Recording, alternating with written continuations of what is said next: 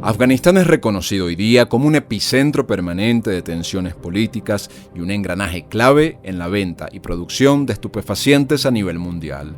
Sin embargo, los problemas que sitúan a este país de Asia Central en los titulares de los medios de comunicación hunden sus raíces en el siglo pasado. La famosa intervención soviética a Afganistán en los años 80 fue vista por los Estados Unidos como una oportunidad, apoyando a los grupos islamistas afganos en contra del gobierno afgano prosoviético. Pero esta operación encubierta, patrocinada por la CIA, y los millones de muertos que generó esa guerra tendrían intereses encubiertos más allá de las razones oficiales, además de haber generado graves consecuencias en la región. ¿Qué más había detrás de esta guerra? ¿Cómo el conflicto entre la Unión Soviética y Afganistán y la intervención encubierta de los Estados Unidos contribuyó a crear una red internacional de yihadismo y de venta y producción de estupefacientes? Hoy vamos a conocer esta historia que sigue afectando hasta el día de hoy la política internacional. Afganistán está ubicado en una región que históricamente ha sido el tablero de ajedrez de las grandes potencias mundiales. Es por ello que durante la Guerra Fría Afganistán adopta una política de neutralidad activa, lo que en un principio le permitía negociar con el bloque occidental y con el bloque soviético.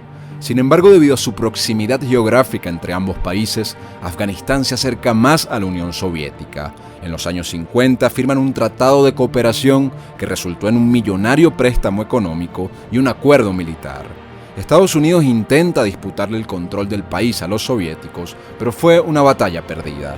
Para la década de los 70, el ejército afgano estaba armado casi exclusivamente con equipo militar soviético. Sus soldados eran entrenados en varios países socialistas y el país se había convertido en una pieza clave para la geopolítica de la Unión Soviética en el continente asiático. Sin embargo, todo este panorama da un giro drástico en 1973, cuando el rey Zahir Shah es derrocado por su propio primo, Mohammad Daoud Khan, quien instaura en Afganistán una república y disuelve la longeva monarquía que gobernaba el país desde hace siglos atrás. El nuevo gobierno se propone conducir el país hacia una llamada democracia, prometiendo una serie de reformas políticas y económicas. Pero en la práctica, Mohammad Daoud establece un régimen autocrático. Y aunque inicialmente cuenta con el apoyo del Partido Comunista Afgano, Daoud se distancia de ellos y despide a los ministros marxistas de su gobierno. Al mismo tiempo, en un intento por reducir la influencia soviética sobre el país, el nuevo gobierno se distancia de Moscú para estrechar relaciones comerciales con Occidente. Los cambios introducidos en la política afgana despiertan enconadas divisiones dentro y fuera del país. Los comunistas, que en un principio habían apoyado el derrocamiento de la monarquía, le retiran su apoyo al gobierno republicano. Sin embargo, el movimiento comunista afgano se encontraba debilitado por varias diferencias ideológicas que los había dividido en distintas facciones. La Unión Soviética, que seguía muy de cerca estos acontecimientos, intermedia entre ambas partes para remediar esta situación. Estos esfuerzos resultan en la reunificación del movimiento comunista bajo el llamado Partido Democrático Popular de Afganistán. Para contener el crecimiento del comunismo en dicho país, el gobierno de Daoud emprende en 1978 una campaña de persecución contra toda la izquierda. En medio de esta vorágine de violencia, un importante miembro del Partido Comunista es asesinado por agentes del Estado afgano. La muerte del dirigente desata una ola de detenciones contra otros dirigentes comunistas del país. El Partido Democrático Popular de Afganistán responde al gobierno ejecutando un golpe de Estado conocido como la Revolución de Saur, y la insurrección resulta en el derrocamiento y asesinato del presidente Daoud. El secretario general del Partido Comunista, Nur Muhammad Taraki, se convierte así en el nuevo presidente de Afganistán. Para reafirmar su filiación con los soviéticos, el nuevo gobierno comunista afgano firma un tratado de amistad con la Unión Soviética que formaliza el apoyo militar y económico de la Unión Soviética al nuevo régimen comunista en Afganistán. Asimismo, el gobierno de Taraki implementa una serie de reformas sociales y económicas profundamente impopulares, como la redistribución de tierras, la promoción de la educación laica y la eliminación de las normas religiosas que aplicaban sobre las mujeres de la región. Estas políticas generan una feroz oposición en las zonas rurales, donde las tradiciones islámicas permanecen profundamente arraigadas. En respuesta a las medidas antirreligiosas, surgen en el interior del país los llamados muyahidines, combatientes que según la tradición musulmana luchan militar o espiritualmente por la defensa del Islam. Estos grupos van a adquirir mayor relevancia en el futuro. De esta manera, las reformas comunistas empiezan a fracasar y hunden al país en una profunda crisis política y económica.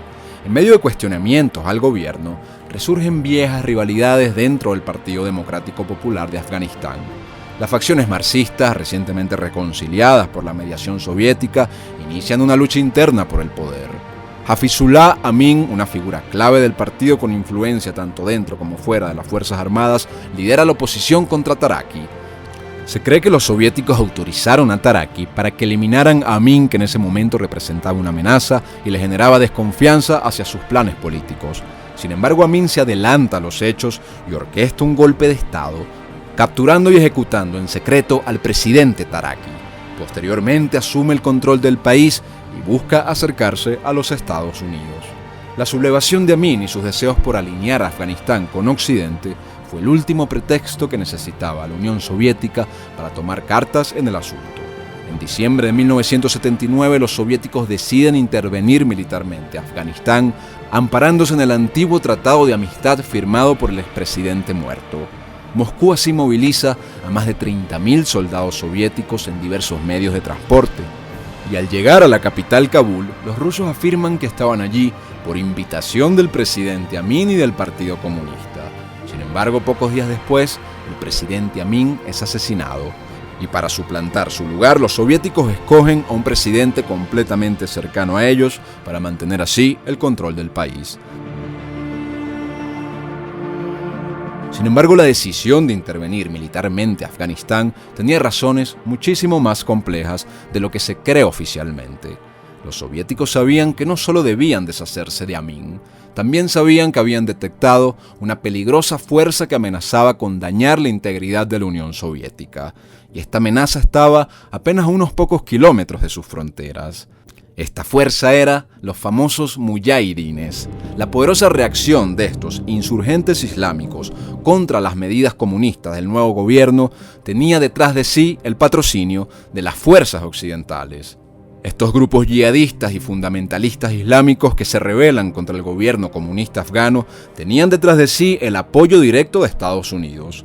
Ya meses antes de la intervención soviética, el presidente estadounidense Jimmy Carter había aprobado en secreto la primera de las muchas ayudas militares que ofrecería la potencia norteamericana a estos guerrilleros islamistas que se oponían al régimen prosoviético. De esta manera, los Estados Unidos creían que ayudando de forma encubierta a los insurgentes podrían desatar una respuesta militar soviética en la zona y llevarlos así a una guerra con escasa probabilidad de éxito.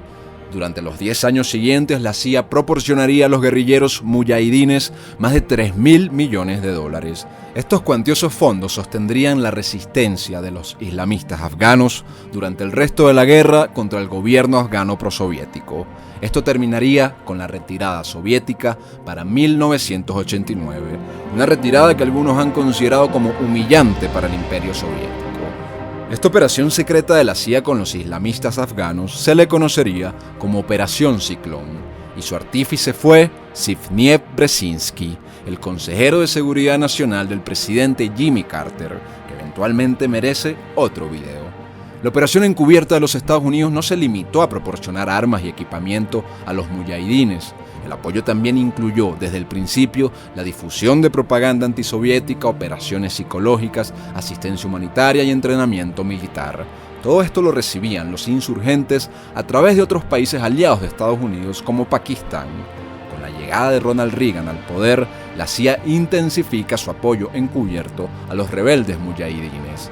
Estos le entregaron a los subversivos datos de reconocimiento por satélite de objetivos soviéticos. Le diseñaron planes para las operaciones militares basados en la inteligencia satelital y le enviaron interceptaciones de comunicaciones soviéticas. También les entregan rifles de francotirador de largo alcance, misiles antitanques guiados por cable y otros muchos equipos más que facilitaron el avance de los muyahidines sobre las posiciones soviéticas.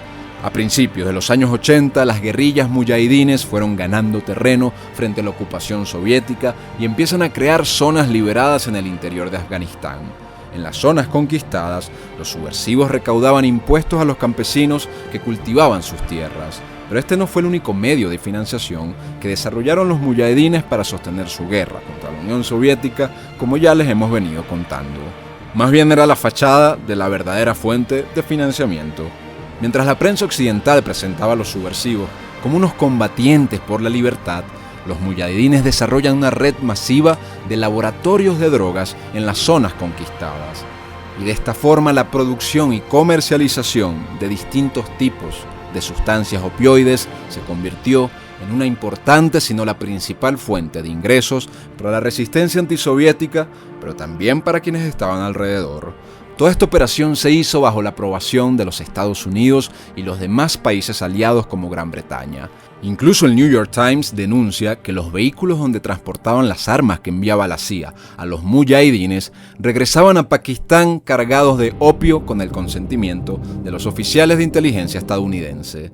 La División contra las Drogas, conocida como la DEA de Estados Unidos, y varios periodistas que seguían el conflicto también eran conscientes de que los rebeldes muyahidines estaban profundamente involucrados en el comercio de opio con la asesoría y asistencia de los estadounidenses, y que esta situación podría tener repercusiones muy negativas no solo para la región, sino para el consumo en el resto del mundo, pues se trataba de la región tal vez con mayor densidad de esta sustancia opioide en sus tierras, como en efecto terminó ocurriendo. Como resultado de esta operación, la producción afgana de opio se triplicó entre 1979 y 1982, y como todo problema de opioides, rápidamente trascendió las fronteras de Afganistán.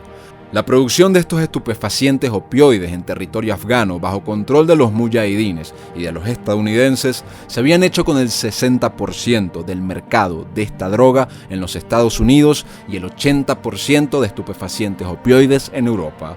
Y en el país vecino Pakistán, el número de adictos a esta sustancia aumentó de casi cero en 1979 a 1.3 millones de adictos en 1985.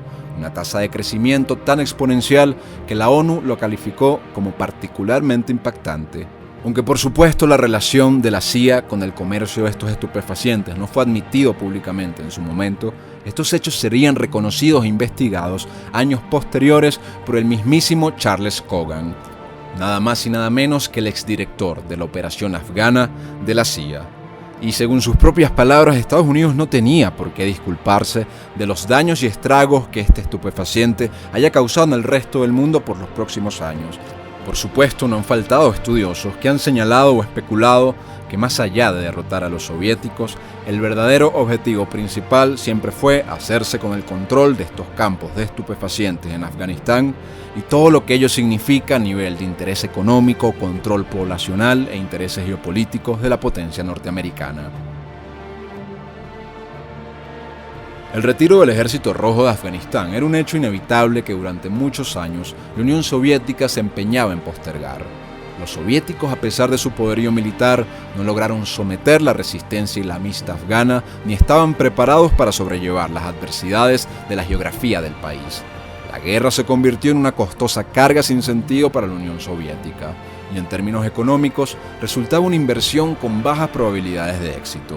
Y a nivel moral, cada día en aquel clima hostil suponía un detrimento para el orgullo de los soldados del Ejército Rojo en pleno proceso de debilitamiento del Imperio Soviético.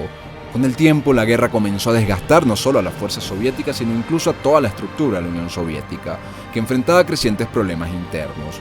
Para finales de los 80, los soviéticos se convencen de que el conflicto no tenía una salida fácil y bajo la dirección de Mikhail Gorbachev, la Unión Soviética decide retirarse gradualmente de Afganistán.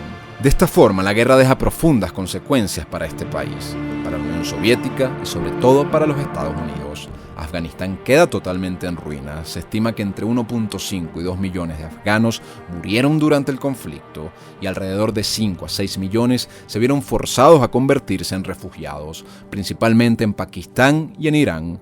La infraestructura del país fue devastada, aldeas y ciudades quedaron destruidas, la economía tradicional basada principalmente en el sistema de riego quedó completamente arrasado por el fuego del combate y gradualmente a medida que avanzaba la guerra, Afganistán sustituyó su economía basada en la agricultura a una dedicada casi exclusivamente a la producción y distribución de estupefacientes opioides. La guerra, lejos de terminar con la retirada soviética, continúa hasta el día de hoy.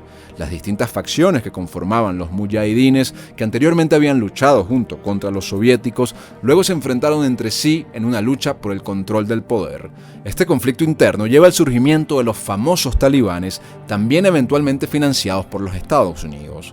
La huida de los soviéticos marca así el establecimiento de un gobierno inestable que genera una cadena interminable de enfrentamientos internos y finalmente los talibanes terminan ascendiendo al poder en 1996 luego de muchos años de combate y el desastroso resultado de la intervención imperialista, tanto soviética como estadounidense.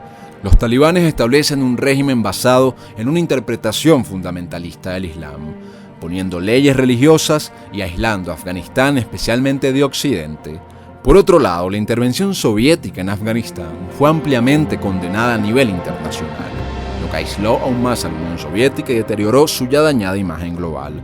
Por si no fuera suficiente, el fracaso en la guerra de Afganistán contribuyó significativamente al colapso de la Unión Soviética. Entre 15.000 y 26.000 soldados soviéticos murieron en el conflicto, y la guerra provocó un desgaste económico y moral considerable dentro de la Unión.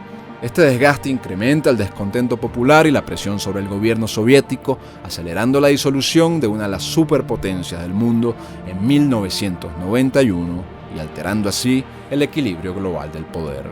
Para los Estados Unidos, la retirada de la Unión Soviética de Afganistán fue vista como un preludio de la caída de la Unión Soviética y el fin de la Guerra Fría, lo que lleva a Estados Unidos a un periodo de supremacía global en la década de 1990, el famoso llamado orden unipolar.